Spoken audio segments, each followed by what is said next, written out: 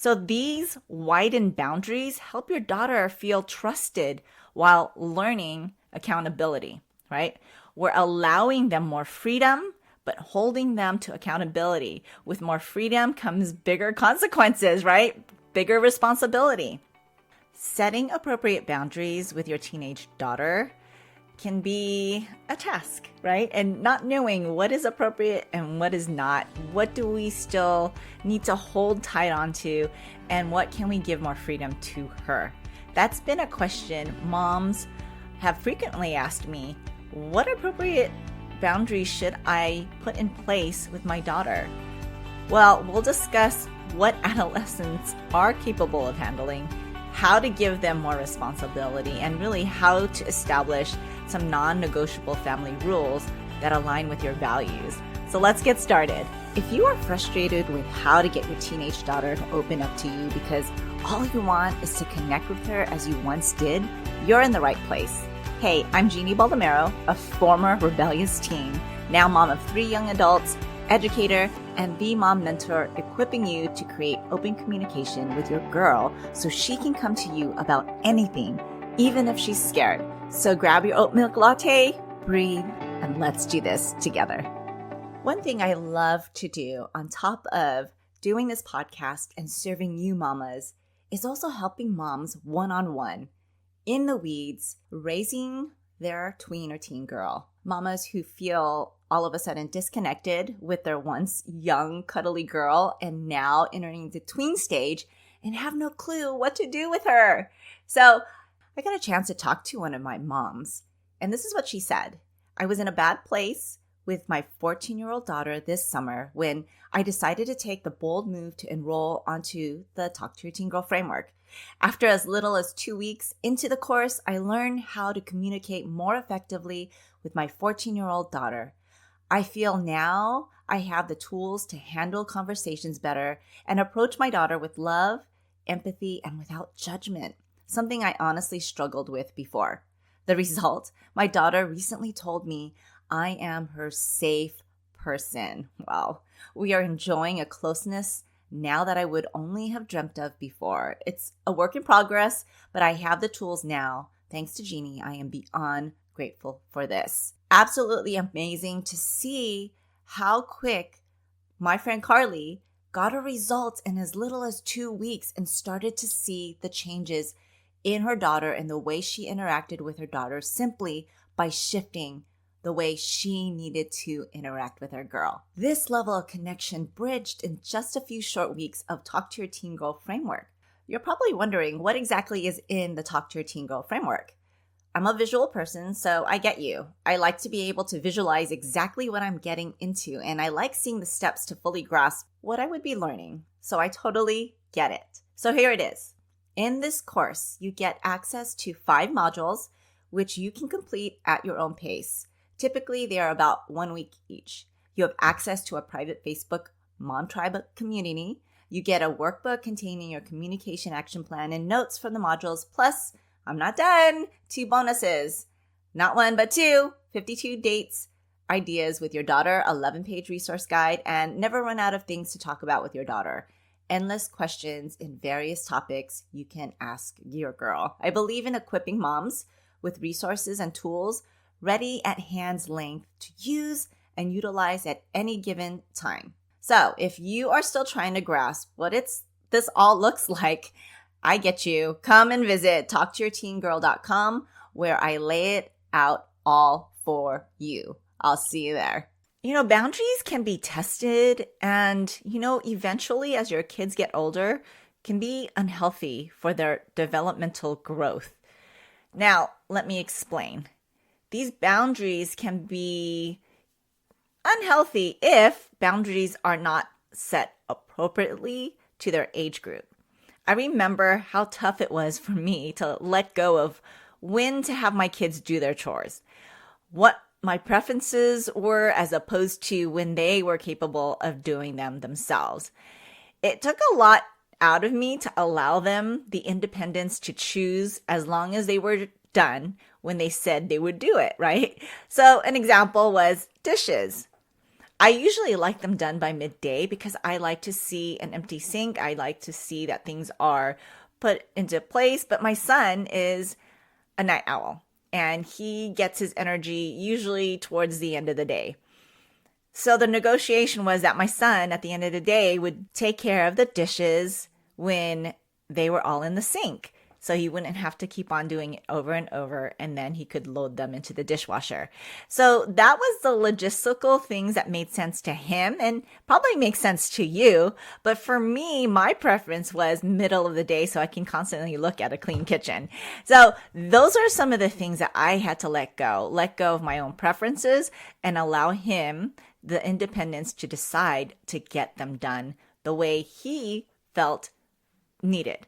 So I had to adjust having these dishes in the sink during the day, but knowing that they would be done by the end of the day without having to pull teeth for him to do it when I wanted them to be done was an excellent compromise. It gave my son the sense of independence to make that decision and responsibility to keep to his own word. It was no longer my responsibility to nitpick when he was doing it, but to decide how his tasks should be done. It was his now, and he can be in control of that. So, what are we to do about reestablishing boundaries in the teen years? What are teens capable of doing during this stage? And I think that's where we need to start first is what exactly are they capable of doing in order for us to reestablish these boundaries? Obviously, they've changed since being a young kid and being an adolescent. They are capable of doing more things and being more responsible over them. So let's see. Adolescents are an immense phase of growth, right? And they're navigating independence. They're learning decision-making skills during this time and really balancing their social and academic responsibilities. While this stage is very challenging because they want their independence and we want to help them through this independence, it's also the perfect time to help your daughter step into what she's capable of doing. Here are some areas where teens can actually make and take more responsibility of. First one is really managing their time. Teens can handle deciding when to complete chores or homework as long as they meet the agreed upon deadlines.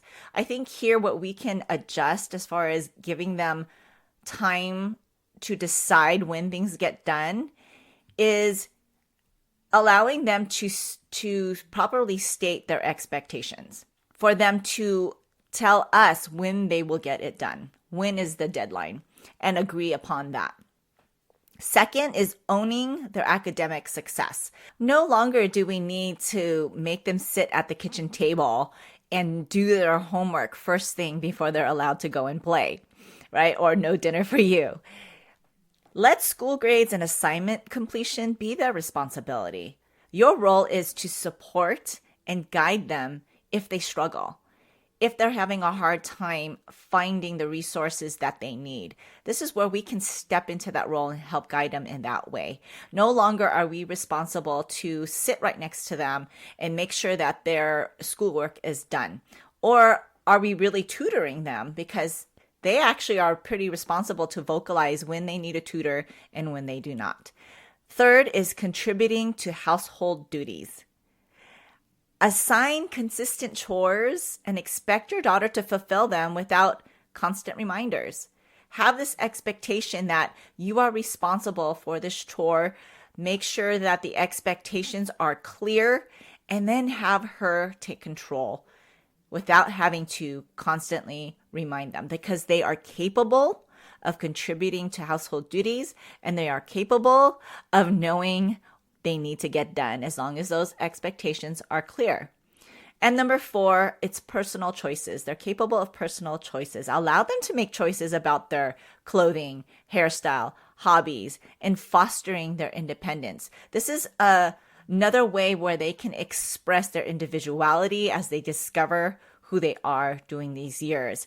Yes, there's some guidance into what's appropriate, but at the same time, we got to pick and choose our battles and allow them independence and responsibility based on what they choose for themselves, what they're interested in, the type of hairstyles they have. There are things called consequences, natural consequences. If they tried a hairstyle that may not be your preference, it may not be somebody else's preference. Somebody else can make a comment on that, and it's a consequence that they learn for themselves.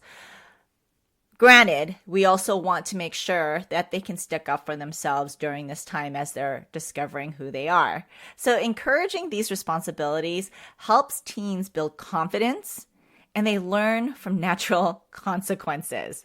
Now, I understand each household carries differing values and expectations within their own home. The following tips that I'm about to give you are just a few examples of how adjusting your boundaries for your teens can look like.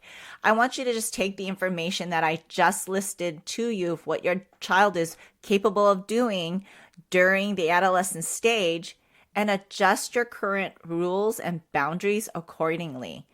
Okay? Now, take your family values and apply them to them, as well as certain expectations you have around technology, school, work, and so on. So I want to talk to you about widening these boundaries in certain areas. For a while, we've tightened these boundaries of when, where, how, what time can our young children could do certain things or are expected to do certain things. Now, as your teen is a lot older and definitely trying to gain some independence, we need to reestablish these boundaries, right? I have this guide called Reestablishing Boundaries in the Teen Stage as part of being my Talk to Your Teen Girl VIP package. And this is a bonus that you get when you become a student of my VIP or my VIP student, along with one-on-one mom mentoring coaches, because I found moms struggling in this area and not really knowing what boundaries to set in what area and what that would look like, what the consequences needed to look like. This guide helps walk families through reestablishing current boundaries that they have, as well as having the teens, having the teens be a part of the conversation around appropriate consequences when boundaries are being crossed. It comes with a contract so that we're crystal clear within the family what is the expectation and what happens when boundaries are crossed. That's all part of when you signed up for the Talk to Your Teen Girl VIP package.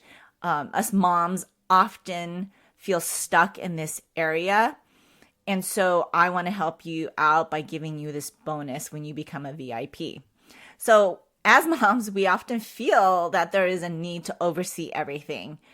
We feel like we need to control everything under our house, including the way our kids decide.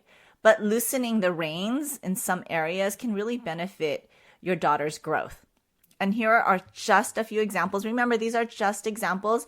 Your household may look a little bit different, but consider applying some of these principles to what is going on in your family. So when it comes around chores, instead of dictating when chores must be done, let her choose the timing with the understanding that they need to be completed by a specific time frame, like during the day or before a set event, okay? And then secondly, social time. Give her more freedom to decide how she spends time with friends, but setting clear expectations about curfews and communication, right?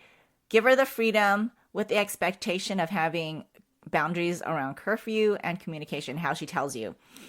Next is money management.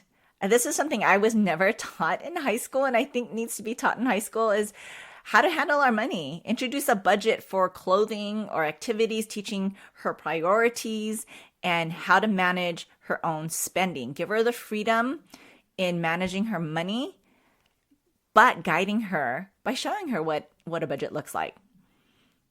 The next area could be conflict resolution. Encourage her to resolve minor disagreements with friends or teachers independently. We don't always have to have a meeting, call a meeting, meet with a teacher if there are minor disagreements or conflicts between your daughter and whoever it is. Have her handle it. Teachers, have her do it independently, stepping in only when necessary. I've always done this with our kids, is have them do the reaching out first, being proactive in their own lives. And yes, it's scary, but guiding them and prompting them on how they should approach it, what they should say, and maybe even going over some potential scenarios so that they're prepared themselves. It's the scariest thing for them and for us to allow them to do this independently, but do they grow so much? Yes, and they grow in their confidence. So as adults, we're not always trying to rescue them and pull them out of things. They can do it themselves. They have the responsibility and the independence and are equipped to be able to do that.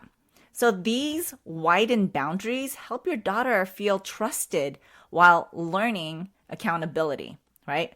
We're allowing them more freedom, but holding them to accountability. With more freedom comes bigger consequences, right? Bigger responsibility. And maybe also having some non-negotiables when you're reestablishing these boundaries. I mentioned that in the guide that there are just some things within the family that are non-negotiable, that rules will always be the rules. And here are a few that might be something to consider as your non-negotiables in your families. And these are based on your family values, right? While some boundaries can flex, others are rooted in your family's core values and must remain firm. They don't change. Here are some examples. Respect for others, right? We don't name call. We don't yell. We don't use disrespectful language towards family members or others. We don't bully other people. Bullying is absolutely not allowed. Another could be substance use. Zero tolerance for underage drinking, vaping, or even drug use while they're under our home. Maybe curfews are a non-negotiable for you. Clear curfew times for school nights and weekends that prioritize safety. It's not about controlling their time, but more about safety, right? And making sure that's clear. Accountability, right? Always let a parent know where you are and who you are with, and that goes under the umbrella of safety. Those are non-negotiables. For us in our family, one of our core families is faith. Having faith, and as minors in our home, attending service as a family and being involved in youth ministries was a non-negotiable for us, right? Some others that could be non-negotiable for you is like screen time rules, no phones or devices in bedrooms after a set time to ensure healthy sleep habits. And these are just examples of what non-negotiables can look like. Boundaries provide structure and security, and ensuring your daughter knows where the line is drawn. We don't want any gray areas because that causes confusion, and with confusion, it causes testing and rebellion and then misunderstanding, right? So we want to make sure that they're clear, expectations are clear, and also matches the appropriate stage in their life. Now, if you're confused a little about what that even looks like, I walk moms through that in our mom mentoring sessions, as well as in our Talk to Your Teen Girl framework. There are like PDFs in there that allows for some conflict resolutions. And then if you are a VIP, we do have a couple of extra bonuses that kind of go with our mom mentoring sessions, which is the reestablishing boundaries in the teen stage, as well as establishing and clarifying core values. If you're not quite sure what your family core values are, this is such a great exercise to do within the family, within each individual, so you have a clear understanding what your teenager values now, but also an umbrella of what your family core values are, which makes it easier for communication to happen and why boundaries are established the way they are, because they're all based on our core values. And you get that as a bonus for being a VIP mom. Now, mom setting boundaries is about finding the right balance between trust and accountability. It's the right balance between trust and accountability. Those are the two key words. When you give your teen daughter responsibility in areas where she can thrive, but holding her firm to the non-negotiables, that reflects your family values, then you're setting her up for success. She needs to know she can have some freedom, but she needs to know there are limitations to it. It's not always easy. It's going to be a balancing act, and it's going to take some time for your whole family to really not feel it out, but work it out. Your guidance in helping her grow into a strong, responsible young woman really does matter. Now, if you want to grab this reestablishing boundaries in the teen years and go over the exercises that are within the guide and put them into your hands, then I want you to head on over to talktoyourteengirl.com and sign up for the VIP option, where you'll get this guide as well as a Talk to Your Teen Girl framework, the 4 personal one-on-one mom mentoring sessions, and several other bonuses like the clarifying core values, 52 date ideas, as well as never run out of things to talk about with your teen to help connect better with your daughter. If this is you and you want this and you need the tools, then head on over to talktoyourteengirl.com now. Hey friend, if this podcast inspired you or encouraged you or helped you in any way, I'd love for you to share it. You can screenshot this episode and share it in your stories on social media or text it to a friend who can use the support. It's the best way you can thank me. I want to let other mamas know they are not alone. I'd love to stay connected with you. You can find me at raisingherconfidently.com. Until next time, live full of grace, Jeannie.